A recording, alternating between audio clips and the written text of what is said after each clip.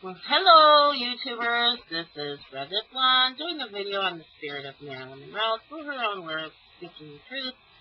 I said a prayer and contacted Marilyn myself through the spirit, and she gave me a list of words and names, and I followed them up later to lead me down this trail of information that would blow your mind.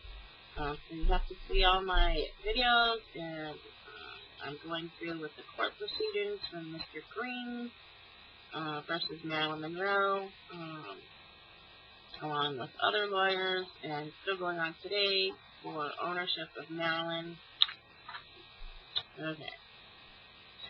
So Green was a name that came up all over the place, and Strasburg and Newcomb, and everyone's winning monetary awards off this poor woman's death, which was indeed a lie already. She was not committed to suicide. She was murdered, folks.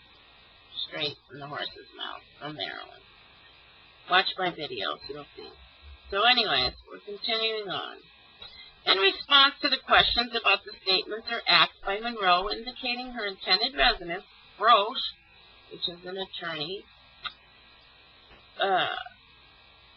elaborated that Monroe's actions before her death showed that she intended to remain a resident of New York. So basically, this is a court order that's been going on since the 60s, and Green was one of the 75% monetary award with Pat Newcomb and the Strasburgs, and it's still going on today after the death. It's been passed down to so-and-so to so-and-so, and the current owners of Marilyn Monroe from her estate have sold off companies and buying parts of her eyes, lips, and just divvying her up to still make money and products to this day on her death. And it's just sickening. So, if I were you, I'd boycott anything of Marilyn Monroe and just not buy it, because the poor woman's been destroyed. And if I've known this, I wouldn't have bought my things knowing what I know now, the truth. So anyways, Roche represented that on a number of occasions, Monroe told Ralph L. Roberts and Mae Rice, which were both people Marilyn did not like. These were both names, Roberts and Rice, were words that were mentioned, and these were, Mae Rice was an elite New York, her secretary, and these people that were put in place to be her friends and co-workers were there for a reason. It's like an elite cult. They own you once you are an actor or actress. Hollywood is terrible, folks. They destroy lives, not build up lives. There's no money in the world, but this woman went through. You know, if you were a true friend, I wouldn't even accept anything from Marilyn. Let her live in peace. That's my own opinion. Let me go on, because this gets me very upset. But I'll continue reading the court case. Okay, so Reese, she was returned to New York after completing her motion picture commitment, and she considered New York her residence. So they're going back and forth.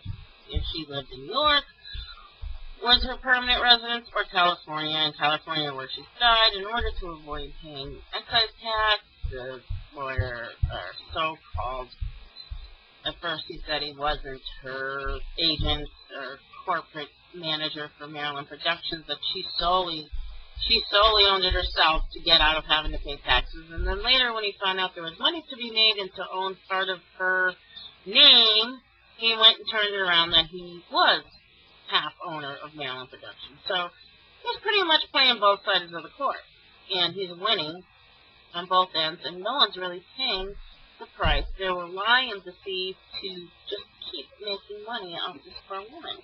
It's sickening. That's a lawyer for you. Okay, buzzwords. In Robert's affidavit, he attested that he and Monroe had been close personal friends since '55. Wrong. And from April '62 upon her death, he spoke to her on an average of at least once a day, and her personal meetings with her on an average of at least 3 times a week, according to Roberts. Monroe purchased the Brentwood home primarily for the reason of she disliked living in hotels and preferred both the comfort and privacy of a private home. That's a bunch of shit. her psychiatrist, Greenson, had advised her to live there, talked her into it. It's the same replica as his house, and what better off is to have all these vultures and spies and secret agencies that are not working with you, but working against you, robbing, stealing, and behind your back, and to have you murdered so that they could gain monetary rewards then and still are to this day. It's beyond me. It's criminal. These people should be put in jail. Okay. In Robert's affidavit, he attested that he and Monroe had been close personal friends. Of course, these aren't her friends. She had no family. Her mother. Every penny should go to her mother, and if her mother dies, it should go to wherever she wills it to, which could be any charitable cause, maybe a nursing home, maybe the mental wards to help medically impaired people. Come on, these are lawyers, high elite people. Jewish, it doesn't matter. They're all scum. They're all just. It makes me sick. Okay. Look. Poor Marilyn. Everyone used her, except her fans, and that's why she loved her fans. But I'll continue. I'll try to keep my own personal opinions out, but it's very difficult after I'm knowing the truth. And these are Marilyn's words, not mine. Primarily for the reason that she disliked living in hotels and the comfort in her own home, she indicated that California house would be used for on such occasions when she was in California performing her motion pictures, which she couldn't stand. They railroaded her, they had her contract, they had her overworked, and they abused that poor woman.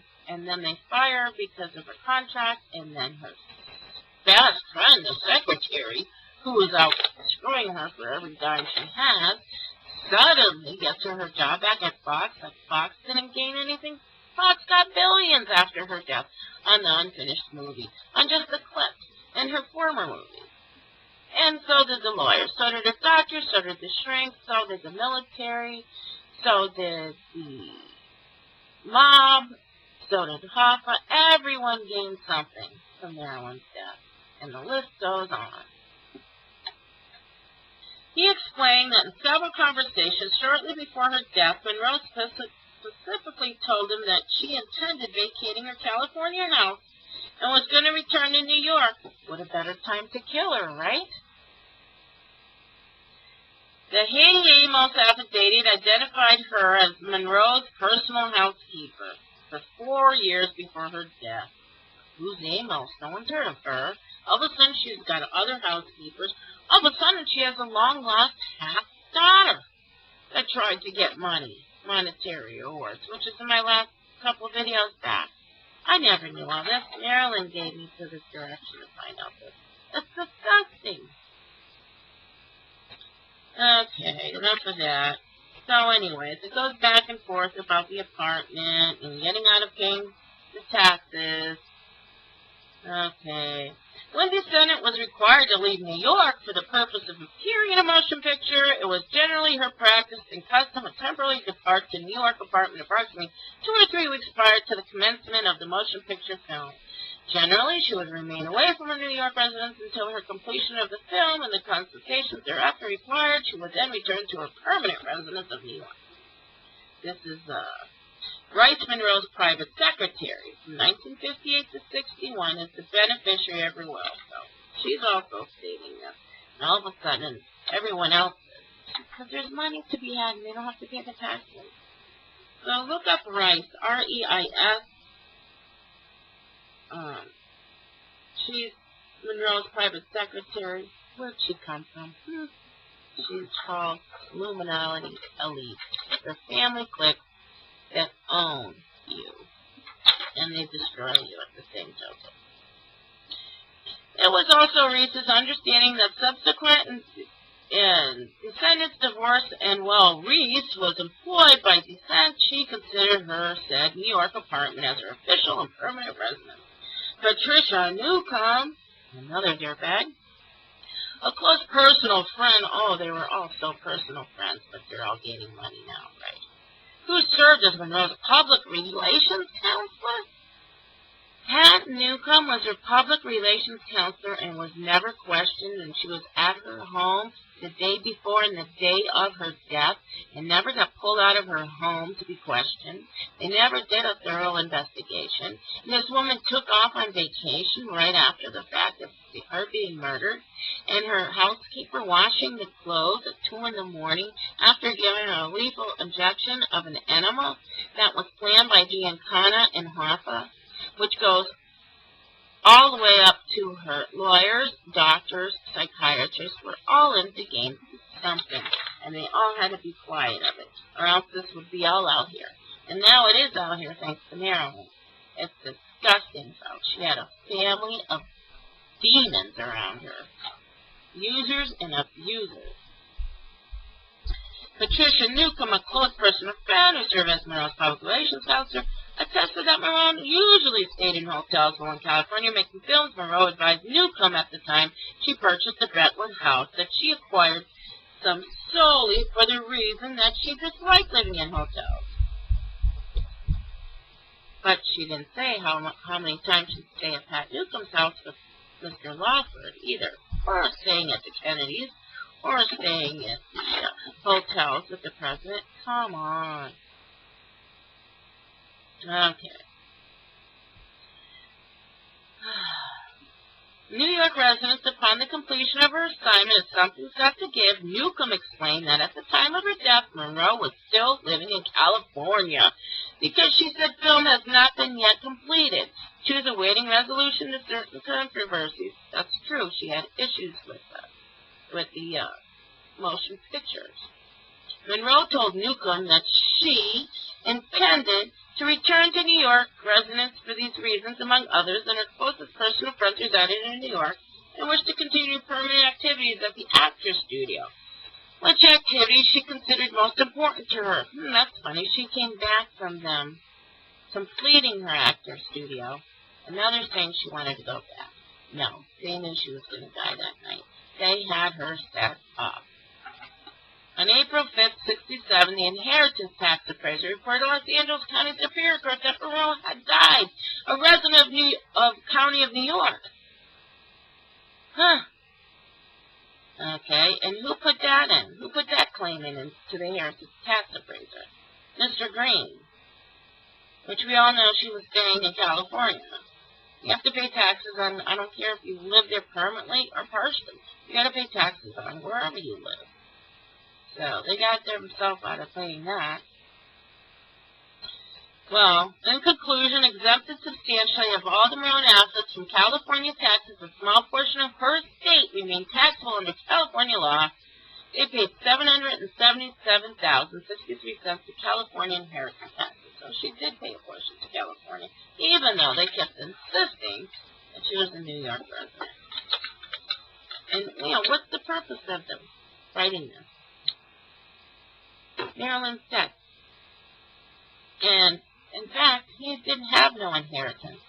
Mr. Green had no inheritance, and he stated himself he was not a co-owner of Marilyn Productions, and suddenly they awarded him 75%, and then he does own 50% of Marilyn Productions. Make up your mind, people.